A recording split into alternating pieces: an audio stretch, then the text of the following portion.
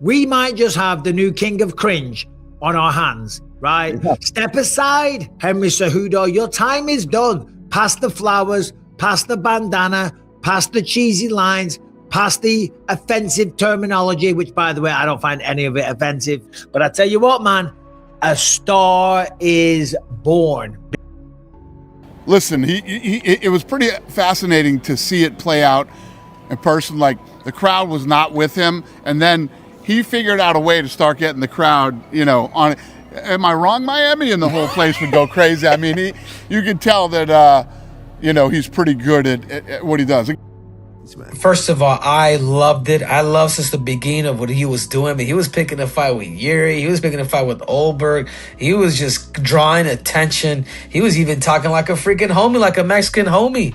Like, this dude was really pulling. He was really pulling out all the damn stop signs and every different damn language. So the beginning, I was just like, oh man, I know what this guy's is. I know what he's doing. He's very ballsy. But there's one thing about being ballsy pre-fight, and there's another thing bringing that shit to the fight. I mean, we saw him. He literally went up to, you know, Curtis Blades and flipped him off. Like, literally gave him the birdie.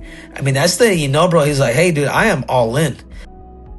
I'm not gonna say it's Chael Sonnen-esque, because Chael was the best and he had this fun charm to him, and I don't know if he has that quite yet.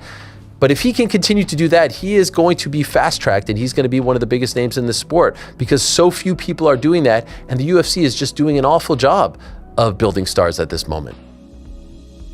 Nobody has ever done this. I mean, even the Colby and the Sean O'Malley's and the Conor McGregors of the world have to stand back and go, okay, this is different, because he's got 3 different characters.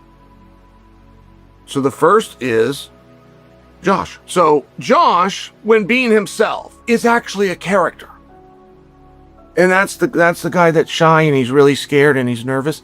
And you've then got the Hawkster, and that's the one that's not afraid. You then have Vato. And Vato is like I believe to be Mexican, but he wears the stocking hat, he pulls it down. He uses homie a lot. I laughed. I thought his stick was, I'm not saying, you know what it is, Kenny? It's not that it was funny. It was him never breaking character. I know. That was the funny part to me, is that, you know, you look when a guy's doing something, it's annoying, and then it becomes funny because he just doesn't stop. That's where I put it. Like, it wasn't what he was saying was funny, but the way he held character. I think this kid's gonna make it no matter what he does in life. He's showing the discipline. Yeah, I agree. You know what I'm saying? Like, he's got something. He's got something going, because I don't think what he did that whole week when he was the Mexican guy with Yuri, the guy's out of his fucking mind. I don't know. Like, I thought it was funny as hell, man.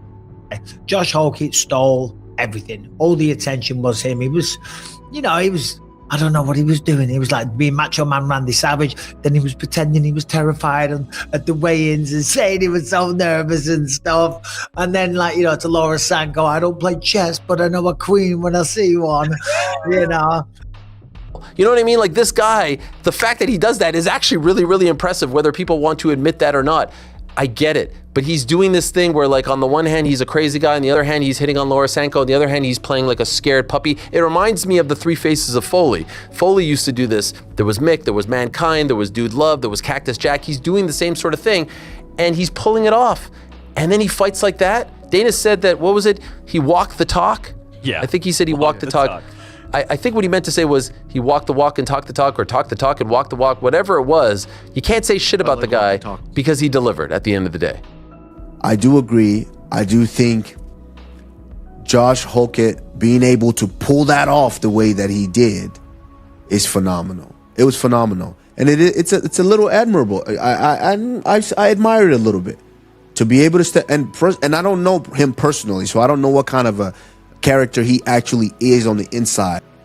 I saw Zach retweet one of his old roommates from college was like, listen, that's how he is all the time. He's certifiably out of his mind. Yeah.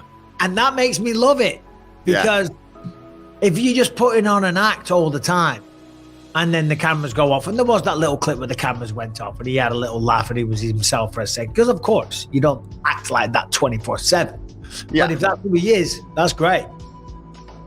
From Josh Hokit's point of view, he must be an absolute nightmare to interview. You don't know what character's turning up. I saw on Friday he was like this shy, retiring Hokit. Then he gets on the microphone in the Octagon and he's giving it Macho Man Randy Savage. I'm like, who are you? I've no idea. And then he's in the Octagon flipping the bird every 2 minutes. Every time he gets chinned, he's like, nah, didn't hurt me. Come on. And the fans are loving it. People are going wild for it. I saw Chuck mention it. Shot. That he said he'd never seen a guy who seemed like he was getting too exhausted to flip the bird. The last couple birds did not have a ton of tweet in them, you know. Here, I saw somebody else tweeted that poor Curtis Blades was fighting like 4 different people. One version of Hokit was exhausted. Then he turned into somebody else, and that guy wasn't exhausted. It was like he was fighting somebody with a split personality in there.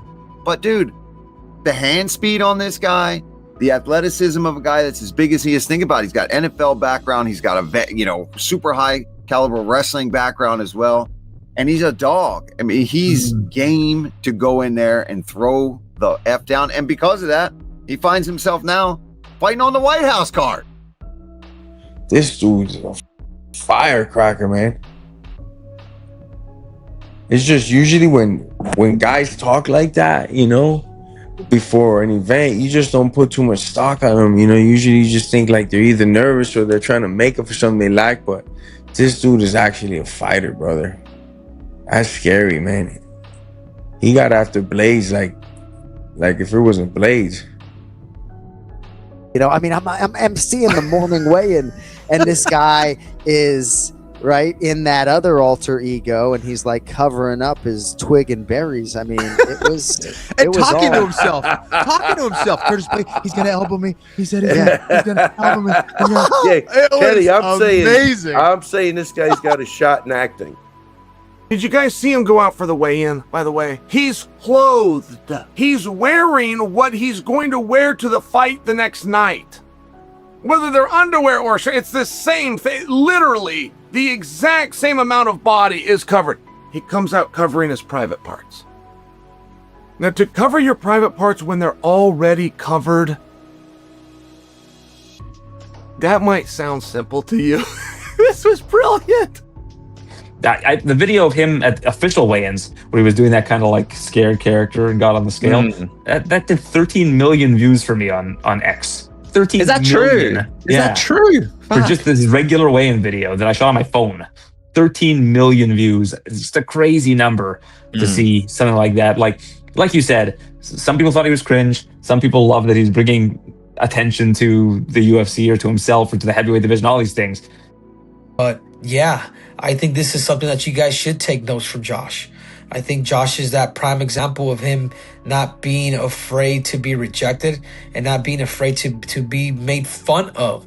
But when you actually see him actually fight and actually deliver, that's the stuff that sells fights. And that's the fight that got him into the UFC damn White House. So if people are not taking notes, you current fighters now, you guys are completely, I don't know, man. You guys got to go check yourselves because you are in a different era now. And the guys that will be rewarded are the guys that are actually selling and that are promoting their own damn fights.